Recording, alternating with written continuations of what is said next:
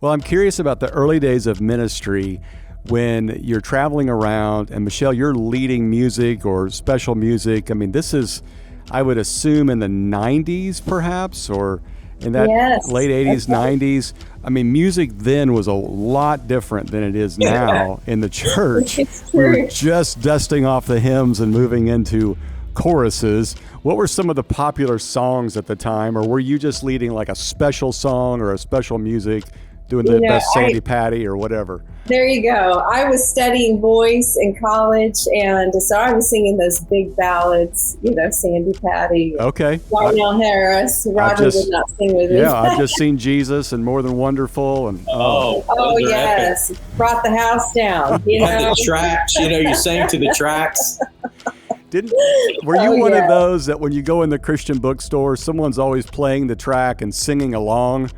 They're in front of everybody, and they're the only ones in the business. It's hilarious. Back in the day. Yes. Those are the good old days. The Via Dolorosa. Yeah. Oh, yes, the Via Dolorosa. And when I'm sure you've been to Israel, when you go there and you actually walk down the Via Dolorosa, that's the only song you can think of. It's just stuck in your head.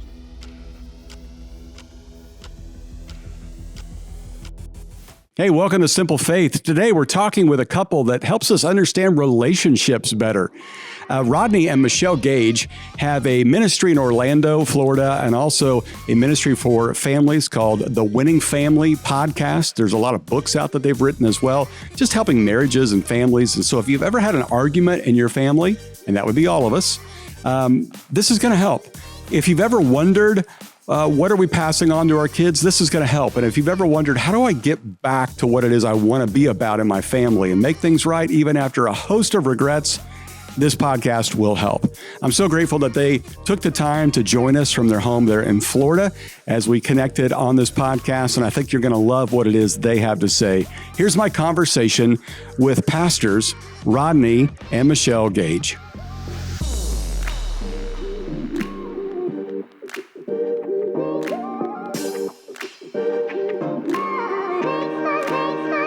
Gages, great to have you with us, Rodney and Michelle. I just want to first of all say thank you for making the time. I know you guys are incredibly busy. You lead a great ministry and you help a lot of families and couples, and just an honor to have you on the show today. Thank you, Rusty. It's an honor. It really is. Thank you for having us. Absolutely. I know we met briefly at I believe it was in Punta Cana, the Dominican, right? For an event that we all got to be at to see Compassion International at work. And we obviously have some mutual ties with Courage to Lead and Sean Lovejoy and the like. But for our listeners that aren't aware of you and your ministry, would you tell us a little bit about yourself? Absolutely. You want me to start? Sure. Go for it. Oh, yes. We've been in ministry for a very long time. I believe it's going on 38 years. Wow. And we started out traveling across the country and really around the world in evangelistic ministry. I sang, Rodney spoke, and we got to speak to a lot of young people, parents. It was a wonderful time. Saw many people come to know the Lord. And in 2000, we felt the Lord calling us to plant a church. And a church in Orlando was actually planting a daughter church, and they reached out to us and heard we were seeking to plant a church. And God called us here from Dallas, Texas, and we have been here since then. So we're going on 25 years here in Orlando. And we have a church called Rethink Life Church. We have 3 adult children, 2 grandchildren, and our life is very full. That's wonderful. Do they all live near you? No. That's a sore spot. Yeah, I get it. That's a whole nother podcast. Right. That's right. Yeah, we have one in Dallas, we have one in Nashville, and we have one in Birmingham. Oh my! And we're in Orlando, so we're just making the zigzag all over the place. But absolutely. Well, I'm curious about the early days of ministry when you're traveling around, and Michelle, you're leading music or special music. I mean, this is, I would assume, in the 90s, perhaps, or in that Yes, late 80s, that's right. 90s. I mean, music then was a lot different than it is now in the church. It's We were true. just dusting off the hymns and moving into choruses. What were some of the popular songs at the time, or were you just leading like a special song or a special music, doing the You know, best Sandy Patty or whatever? There you go. I was studying voice in college, and so I was singing those big ballads, Sandy Patty, Okay. Darnell Harris. Rodney would just- not sing with me. Yeah, I've just seen Jesus and More Than Wonderful, and Oh, Oh, those are epic. yes. Brought the house down, You had the tracks, you sang to the tracks. were you Oh, one yeah. of those that when you go in the Christian bookstore, someone's always playing the track and singing along? They're in front of everybody, and they're the only ones in the business. It's hilarious. Back in the day. Yes. Yeah, those were the good old The days. Via for sure. Dolorosa. Yeah. Oh yes, the Via Dolorosa. And when I'm sure you've been to Israel, when you go there and you actually walk down the Via Dolorosa, that's the only song you can think of. It's just stuck in yeah. your head. So true. Sticks. Sing it the rest of the day. Yes. Okay, well, I want to talk about your podcast, The Winning Family. I have heard such great things about this and found such great things from it. So tell us kind of where that came from and what your goal is in doing it, because it's been going on, I think you said like 5 years. And I know from podcasting for a while, it starts off as one thing and then it morphs into another. What's that transition been like for you, and what's the aim of this podcast? Yeah, well, thank you for asking. Honestly, at the end of the day, even as Michelle prefaced a few moments ago, we've always had a heart for young people. We've always had a heart for families. I spoke to over 2 million young people in public and private schools around the nation, around the world. And Wow. and have written a lot of books through the years on parenting relationships. So I've always had a soft spot in my heart. And so even in my itinerant days and speaking in schools and doing all of that, and now this side of ministry, being a pastor and really getting a more in-depth, intimate, up close and personal, day-to-day reality of so many struggles that couples and parents and families just struggle with. Mm-hmm. And because of the complexities from single parents to blended families to, so many different challenging dynamics, and to add more layer to that, now third and really we're approaching now a fourth generation unchurched families who really didn't have Christian modeling. They didn't have maybe a Christian foundation in their home, a mom and dad that knew the Lord. And so what we began to realize is that a lot of the people that we were reaching, they wanted to have a Christ-centered home. They wanted God to be at the center of their home. They wanted to build their marriage or build their family on a solid Christian foundation, a biblical foundation. They just didn't know how. And so we just began to realize that so many people were not only crying out for help and just looking for guidance and mentoring and support and encouragement, but at the same time, we also began to realize just how fractured the church has become over the course of time. Because I like to say it this way, so goes the family, so goes the church. So goes the church, so goes culture. Right. So we are losing, when you look at the grand scheme of things, in terms of the spiritual battle and the spiritual and cultural challenges that we've been facing and really seeing unfold before our eyes. I think even, post-COVID, it was just kind of like really at the forefront of everybody's hearts and minds related to just the acceleration of so much spiritual and moral drift in our culture. And so a lot of parents, a lot of couples, a lot of families in many ways just felt like, we're losing this battle. Well, we want to help them win. We want to help them understand, first and foremost, that God has a plan. And as long as we follow his plan, doesn't mean it's going to be perfect.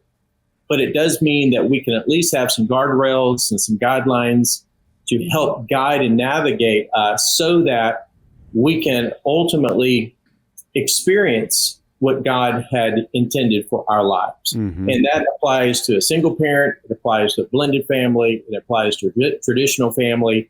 At the end of the day, God wants to be our source, and he wants to be the first person that we go to for help, for guidance, and no better place to go to than God's word for that kind of wisdom and guidance that parents and couples are looking for. So that's where the podcast came into play. We just wanted it to be another tool, another source of help and encouragement to address all kinds of challenges and topics that obviously couples and parents, families are facing. When I think about your title, The Winning Family, what makes a family not winning? Let's just give some symptoms of things may not be right. Obviously, you think about the catastrophes and everybody's screaming at each other all the time, but what are the things that you would look at and go, yeah, you're a few degrees off, and you're not going to be in a good place here before long? Well, we actually wrote a book called The Family Shift. And one of the things that we actually did, Rusty, is we identified specifically some of these signs or symptoms that points to maybe you've drifted off course. And when you think about it, nobody ever intends that. Nobody wakes up one day and says, hey, I think I'm going to go the opposite direction. Right. They just naturally drift. And so one of those, we use an acronym to kind of put a framework around it, but it's the word drift. And so when you think about the D, obviously a lot of distractions are happening, a lot of disappointments, discouragement, defeat, so many things that people are experiencing individually in their marriage with one of their children. And so as a result, and just the busyness of life causes people to drift in and of itself. And then with that comes with a lot of regrets. We find a lot of people just struggle with the should haves and the could haves and the if onlys. And so they find themselves kind of beating themselves up with a lot of guilt or just feeling like they didn't do enough, and sometimes they feel like they have failed in that regard. And so, which leads them even to isolation. So that's the I, which a lot of people, rather than running for help, a lot of people they become alone in their own struggles and challenges, maybe for the fear of what somebody may say or think, or embarrassment, or just shame, or whatever, fill in the blank. But then also you have frustration that goes along with that. That's the F, which, the frustration can be felt in a lot of different ways, but sometimes that frustration is just that, I never thought we would be in this position, or I thought we'd be much further along in our family or in our marriage or in our career or whatever the circumstances might be, but they feel stuck, which leads to the tension in their lives and in their family where they're constantly in conflict, constantly, just stressed, feeling anxiety, the arguing, the bickering, condemnation, the finger pointing, all of the things that go with it. So those are some pretty obvious signs right there when it comes to a lot of things that can maybe lead to, a couple realizing, or maybe a family realizing that, how did we end up here? And that's where a big decision has to be made. And are they willing to do a course correction? Are they willing to make a shift?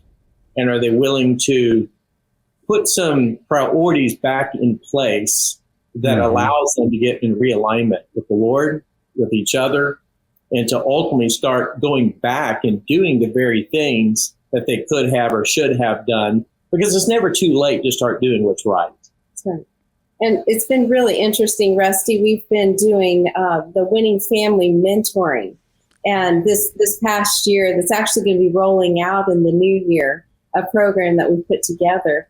And it's so interesting, the different age groups of, couples that maybe new couples, or couples that have been together for a bit and they're kind of in the thick of it with their teenage kids. But it's interesting that so many young couples today just don't have the mentor that they were raised with, as you were saying, there's just the lack of spiritual wisdom that some of their parents just didn't have.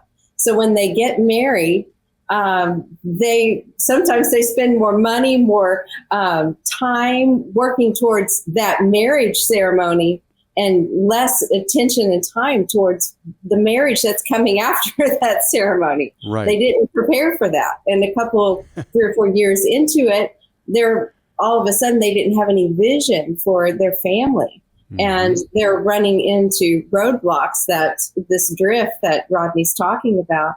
It's been so interesting to mentor some of these young couples and for them to start to work through some of the things that they had never laid a foundation for in their marriage or in their parenting. Mm-hmm. And then also some of the ones that are in like the mid part of raising maybe middle school, high school kids, how they're starting to work through things that they went through as children, or the way that they were raised, or relationships that they have with their own parents, that it's now opening up a door to understand why they're not winning. Mm-hmm. You know, maybe they just didn't have the example that they needed. They just weren't trained or taught the Word of God, and which is so exciting to be able to teach them the Bible, teach them wisdom from the Bible, because that's truly how we win, right? Absolutely. In life and in marriage and in parenting. And so it's very, very exciting to be able to help couples and families in this way, because we hate to focus on not winning, but really focus on this is how we win. Right, exactly. Yeah, the clear goal in mind. I want to ask you about Bible passages, because you mentioned some of the parents right now were not raised with any kind of biblical background. And so the knee-jerk reaction, especially, you know, where you guys are from, where I'm living now, kind of in the Bible Belt area, is, we got to go back to the Bible, got to go back to the Bible. And you take a couple who's arguing all the time, kids are adrift, okay, and they pick up the Bible. If they start in Genesis, you're going to run into some really dysfunctional families all the way through the Old Testament.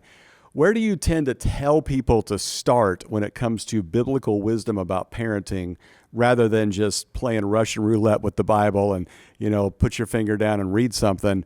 That might be a little bit more alarming than you expected. So where do you send people when you're starting to give principles of a winning family?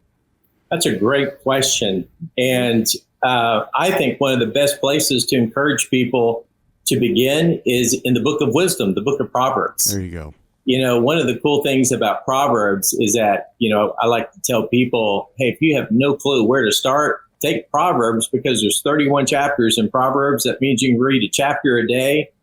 But it really is a, Solomon, who wrote most of all of Proverbs there, was, you know, King David's son. Mm-hmm.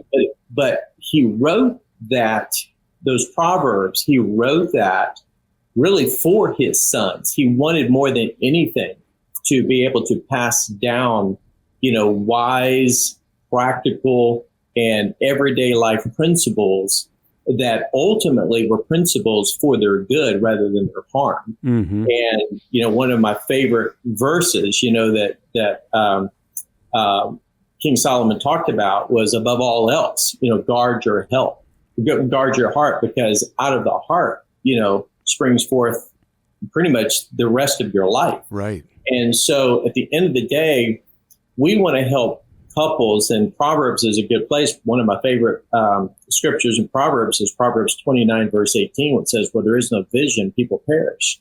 So I always encourage couples to go back and revisit their vision for where they want to go.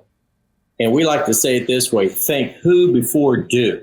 So before you start asking somebody, okay, what do I need to do? I think a bigger and more important question is, who do we want to become? Mm-hmm. So who do we want to become as a couple? Who do we want to become as parents? You know, who do we envision our children to become? So when we don't have a clear picture of the future, we're always going to resort back to the past. And so we'll just continue to repeat old patterns or destructive ways that are really doing us more harm than good. Mm-hmm. So God has a good, a pleasing, and a perfect will. We have to discern and discover what is his good, pleasing, and perfect will for our lives. Mm-hmm. And God is more concerned about our character. He wants us to become that godly husband, that godly wife, that godly mom and dad. he wants us to become who he has ultimately created us to be. Mm-hmm. And so when we get the who right, we'll eventually get the do right. Oh, that's really good. And that's, kind of a great little sound bite as well. It's a sticky phrase you can remember. But you're so right. I mean, even parenting at its worst, they had a vision or a culture of what they wanted it to become, even if it wasn't defined or even what they wanted to. It just always drifts into some kind of vision, whether it's chaos or do your own thing or whatever it is. It's interesting and I'd love your input on this, to see the transition through generations. Okay, we go back to the boomers. They weren't interested in parenting, but they knew they had to have kids. So they started having them. And here comes the Gen X generation who felt abandoned. So they're now the baby on board sign parents. They're obsessed with their kids. They're known as the helicopter parents, right? And then you've got after them the millennials. And now we've got kind of this, what's coined as the free range parents, where there's some boundaries, but we want to just let you experiment and do as you want, and church if you want to, and school if you want to, and be your own gender and those kind of things. What do you see kind of progressing forward? Because there seems to always be this unspoken vision for the home that each generation has had. Yeah, it's interesting. The just most recent Surgeon General talked about parenting, that this generation of parenting, how it's like a epidemic. They're so stressed out and they're just so challenged. Our prayer is that, as I'm sure your prayer is, Rusty, that we can shift our culture back to the wisdom of God, and right. That we can help them. We don't live in the Bible Belt here, and most of the parents that we interact with just don't have any kind of, example right. that they're following as far as a biblical example. And that we were talking about Proverbs 24:3 says, through wisdom, the house is built. Right. And we have, so many podcasts, so much information. It's unlimited information, but we're just lacking wisdom. So our prayer is that we can all start together to shift our culture. Let's mentor some young parents. Let's show them the way, because we were blessed to have parents that showed us the way. But the majority are not, and they just really don't know. And that it's God's plan for us to disciple, to as we go, where we go, we are to lead people to Jesus. Right. And that's the only way, really, is to shift them back. But I think they're hungry. The young parents that we talk to, they're hungry to know God's ways. They just need somebody to show them and teach them. And I think that there's going to, the question you're asking about the current generation of parents, I think that they're starving for wisdom. Right. It seems to be so, especially after COVID, when we realized we can't trust in anything. Let's go back to the one thing that we hope we can trust, which is God. Right. So let me ask you this. Let's get really practical here. I think the number one thing that everybody wants to solve in their family is, why can't we just get along? Well, why are we arguing so much? What do we do in an argument? There's so much information out there about, personality types and color codes and Enneagram numbers and all these things to help us understand why we're arguing or we're not seeing the same thing the same way. What do you tell families that are just, parents and kids are not communicating right, husband and wife not communicating right? How does the argument cease and you begin to seek to understand rather than be understood? How do you coach people in that? That's a great question. Well, one of the things that we always encourage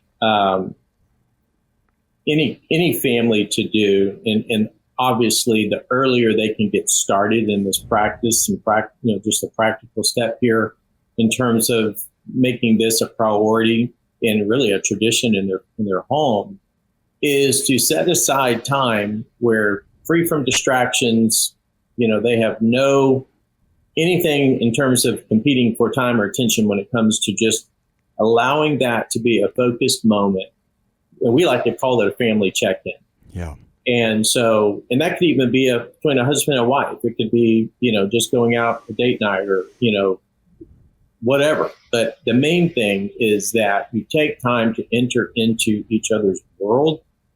And rather than that conversation being focused around expectations and checking off a list of what did you do and identifying, what you should have done and, or correcting someone for not doing X, Y, and Z, all of that is only going to throw gasoline on the fire, on the coals are already white hot. Right. So, it's a matter of, and I thought that statement you just made was so powerful and so true when it comes to just seeking to understand before understood. So the best way to do that is ask open-ended questions. And I like to say, just to give a very practical suggestion, on a scale of 1 to 10, 10 being great, 0 or 1 being not great, what are some things that I could do as your dad?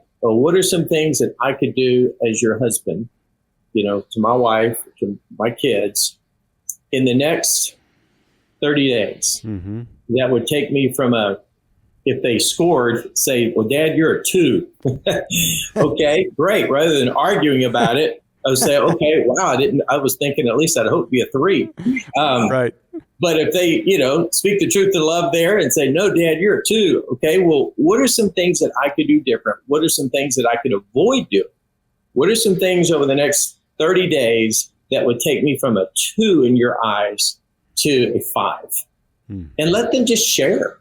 But Dad, if you just stop doing this, or Dad, if you would spend more time doing this, and it's amazing how our spouse will tell us and speak the truth in love. Our kids will give us feedback that we need to hear. And it may not be what we want to hear, but it might be what we need to hear to help us understand their world and understand their point of view and understand really emotionally maybe what needs in their life that maybe I've been guilty of ignoring or neglecting. And maybe it wasn't intentional, maybe it was unintentional, but maybe I just have gotten so caught up in my world that I just lost touch with their world. Right. And oftentimes what I perceive as important to them, that may not even be on their radar. So it's just, it's having the time to enter into each other's world and realizing that we need to be together. We need to have that kind of, I heard someone once say, you define intimacy as into me you see. Mm-hmm. So what is it that you need to see in my heart, in my life, so that I can ultimately share what I'm thinking, what I'm feeling? And ultimately, I think the more we can learn when it comes to how each other, in terms of how each other responds when it comes to emotional needs, when it comes to things that people in our family, want and long for, because you mentioned a while ago, even different personality types. Mm-hmm. One child may respond this way, the other child, they could care less. So it's just being a student and being observant about all these different personalities, timing. But the more we can put that as a priority at a minimum of once a week, where we just have a little powwow as a family, check in. I like to say it this way: if you don't check in, everybody's going to check out. So at some point, you have to check in and just enter into each other's world, be together.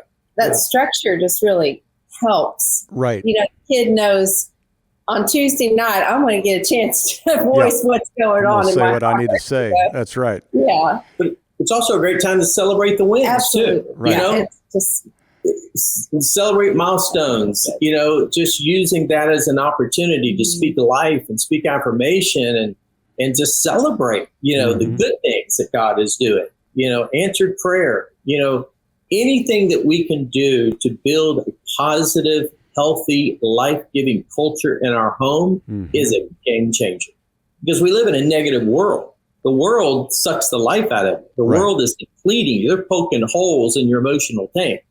So our home needs to be a safe place where there's security, and there's a high level of trust, and it's a place where our emotional tanks are being filled because we're with the people who know us and love us the most. I think that you would agree that our culture does not do a really good job of listening. And so a person can go through their entire day where everybody's just speaking at them and not listening to them. And when you do this simple task of, we're going to sit down and I'm going to listen to you just about your day or about how I could do better, that is a unique gift to give a child or anybody, because so many people aren't listening. They're just waiting to speak. And those little pre-planned moments are just a wonderful thing. Kind of goes back to that old theory, which my wife and I practiced when our kids were toddlers, which was couch time. You know, you come home and you sit on the couch and talk to each other and let the kids play around you, but you show the kids, hey, this relationship matters too. That's right. Absolutely. Well, I know that you guys have a lot of resources that are out there. Obviously, the podcast, The Winning Family, but tell us about some of the resources where people can connect with you or find you. Yeah, they can go to thewinningfamily.com.